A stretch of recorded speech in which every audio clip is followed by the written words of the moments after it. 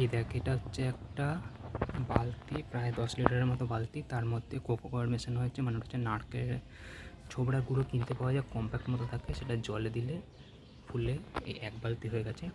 তার মধ্যে দেওয়া হয়েছে সর্ষের খোল পচা, জিপসাম সল্ট, এনপিকে, আর এখানে জল দেওয়া রয়েছে। এনপিকে হচ্ছে নাইট্রোজেন, ফসফরাস অ্যান্ড পটাশিয়াম, যেটা হচ্ছে 20-20-20 রেশিওতে দেওয়া রয়েছে, আর বাকিটা ফিলার রয়েছে।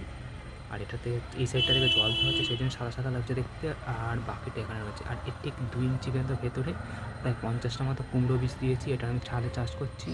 কালকে আপাতত, আজকে এই সন্ধ্যায় আমার 5 নম্বর দিন হলো, আপাতত 2টো গাছ বেরিয়েছে। এখানটা কেন বেরিয়েছে জানি না, এখানে আমার মাটিটা ভাঙা হয়ে গেছে।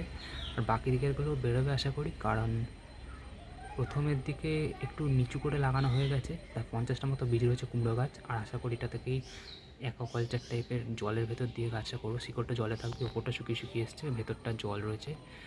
এই পুরো 10 লিটার বালতির ভেতরে জল রয়েছে, নারকেলের ছোবড়া, সার দিচ্ছি, জিপসাম সল্ট দিচ্ছি।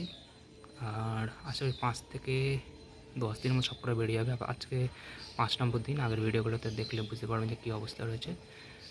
সো দেখা যাক, আমি পরে আপডেট দেবো। আপাতত এই যে একটা কুমড়ো গাছ, 2টো বেরিয়েছে আপাতত, এই সাইডেও রয়েছে, সব কটা বেড়ে ভর্তি হয়ে যাক।